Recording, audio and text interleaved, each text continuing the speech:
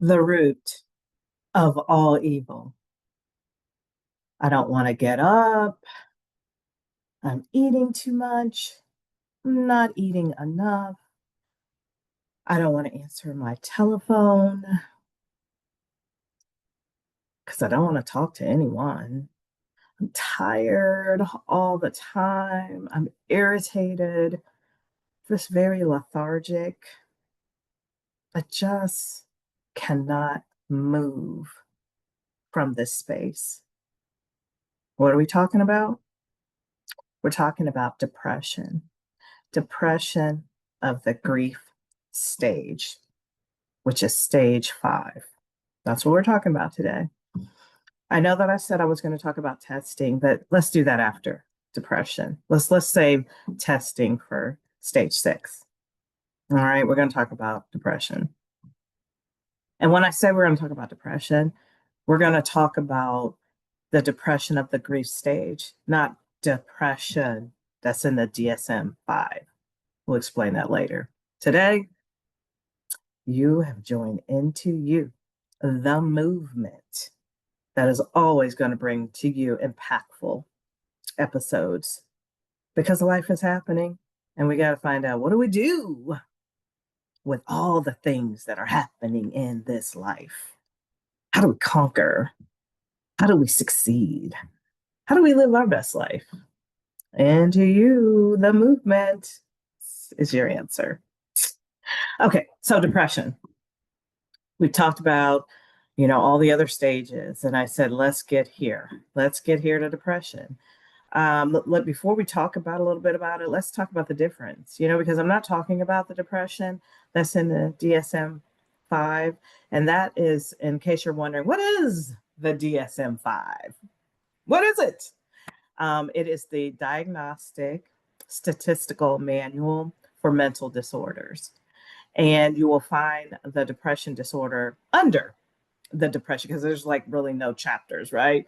But if you look under the depression disorder section of the DSM-5, you will find all that makes up what you're feeling in a depression cycle in your life. A lot of chemical imbalances going on. A lot of people need to be treated medically, like with medicine for, that type of depression. They're under therapy and so forth. So that is not what I am talking about to you all today. I'm talking about depression and the grief stage, the cycles of grief, the 8 stages, 7 stages, they say. I gave 8, right? Because we're going to talk about the last loss stage I created. That's simply just when you lose someone and you are soaking up in all the emotional disarray from the loss. You are divorced now and you're soaking up in all the disarray in your life. And how do I move forward? How do I um, conquer the new? Well, this is the new, right? How do I move through the new me? I only know the old me. When you lose a job and you're wondering, I've put so much time into that job, knowing all the people, knowing all the systems, knowing the schedule, knowing what I'm doing day to day, knowing how to be successful in that job. And that job has ended. I'm grieving what I once knew every single day, my routine. I'm grieving um, this fear that I'm now walking into of the unknown, right? Because now you have to find another job, meet new people, learn new systems, and have a new schedule and so forth. Losing a best friend, it'll send you in a grief cycle. You don't want to talk to anyone. You're in the bed all the time. You're not understanding the person that you confided in is your best friend, you had lunch with, you cried with, is no more. You lost them because you're just no more, or you lost them because they have passed away. There's so many different events that can send us into grief cycles, right? Those 7 stages. And we're talking depression, not wanting to get up,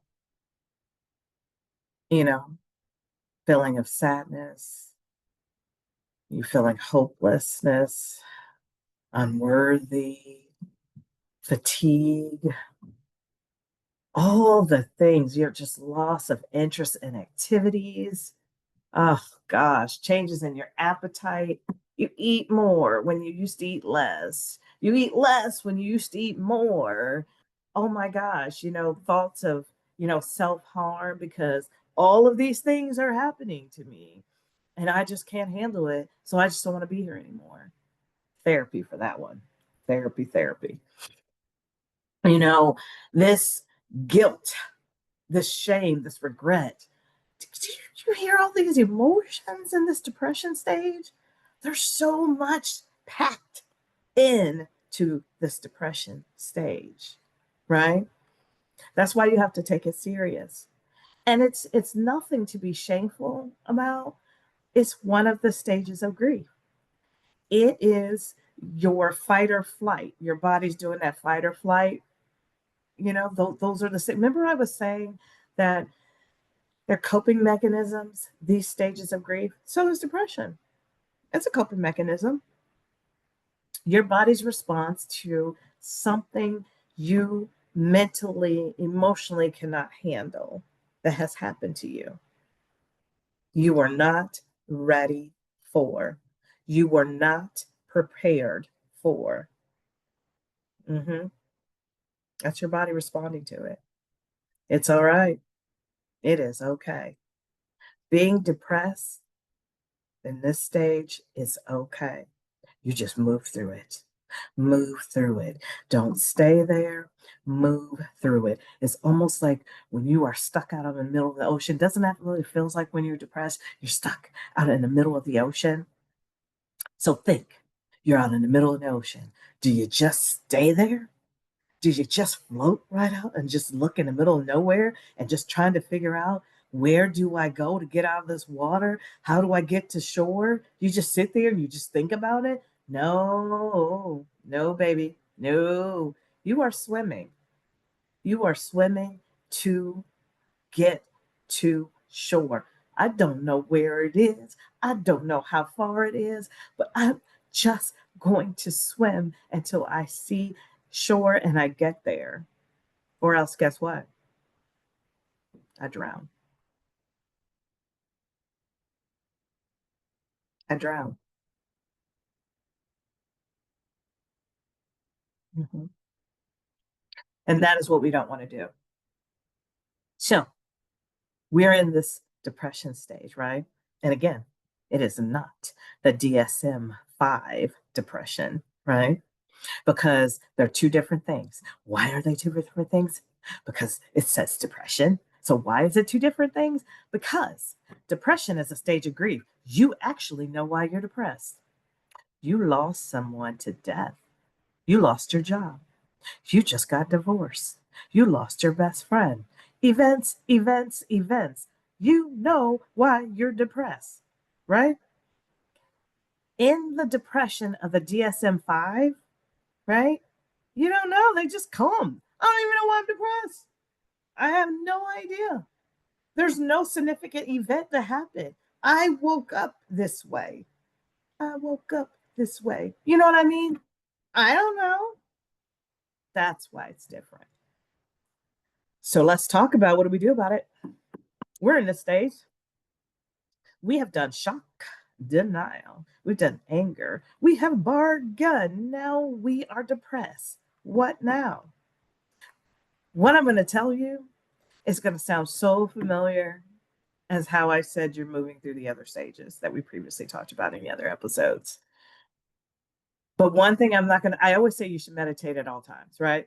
But, but for this stage, I want you to move. It is hard because you don't want to get up.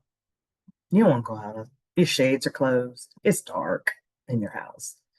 You're laying on the couch under the blankets, just laying there. You don't want to move, but you should, and you need to move. Mhm. You need to move. Go for a walk. Take slow. Don't go for a long walk. Go for a short walk. And when you go for a short walk, do you have an MP4, like an MP3 player or something that you could put in your these days, I'm old school. I don't know. You guys get these little headsets now that plays beats in them. I don't know. Call me old. Whatever. I don't care. Um, put that on. Go for a short walk. Just walk and embrace and smell the air. Do that. Journal. Do some exercise. Not heavy. Jumping jacks, some sit-ups. Put in that yoga DVD and do a little bit of yoga. Breathe. Get up in the morning and breathe in and breathe out. Breathe in and breathe out. And guess what? Pick the phone up and call someone that you just missed talking to and talk to them. Nothing heavy. Hey, how are you? Sorry I haven't talked to you in a while. What's going on in your world? Just talk. What you're doing is you're slowly reiterating, moving, getting yourself back into life. That's all.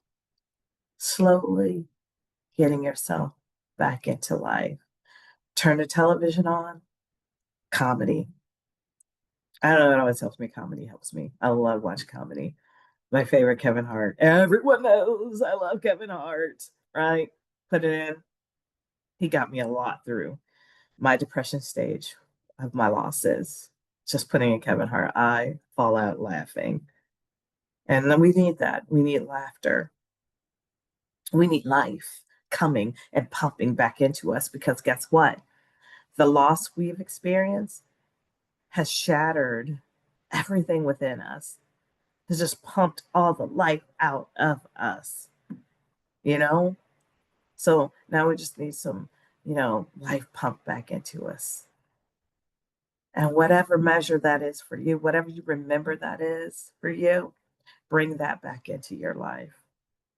And I encourage when you really can't put one foot out in front of the other and even breathe in, breathe out, and kind of doing the simple step by step, I say, get the supportive therapy.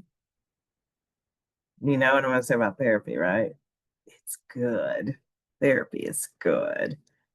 I really want you to get therapy. I think everybody needs it, whether you're going through a loss or not. I think everybody needs therapy, right? Yes.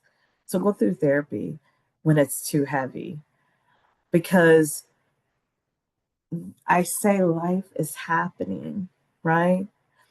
And when we think of a loss, especially when we lose someone to death, right? We have to kind of talk to ourselves and say, we all have a birth date and a death date. And we really don't want to suffer in the journey within, right? We don't want to suffer that period between the birth date and the death date. So we got to find out how to live our best life in between, right? Because that journey within, right? That we got to find a way. We do, when we lost someone, right? That this is what I think would help me. The people that I lost, because we talked about all the ones I have lost. I said to myself, when I'm trying to put one foot back out in front of the other, I'm trying to move slowly back into life. They wouldn't want that for me. I was like, oh my God, my mom wouldn't want that for me. And more importantly, if I had gone before my mom, if I had gone before my niece, if I had gone before my nephew, if I had gone before my father, if I had gone before my brother, if I had gone before my aunt, if I had gone before my cousin, they would have still been living life. Yes, they would have been sad because I think I'm great, right? Like, oh my God, losing me is huge. Oh my God, all this laughter. Ah. Yeah, I think it would be impactful to them. But they would have still lived their best life, right? So just they would have honored me. And that's what we need to do. Honor, honor who we've lost. With a divorce, there is someone better for you. That was a season. You didn't think it was. You thought it was supposed to be a lifetime because that's what they say about marriage, but life changes. When I say life happens, life changes. There's someone that's really meant for you, and you have to move and get yourself 100 so that that person is delivered to you. hmm The job, it is a season.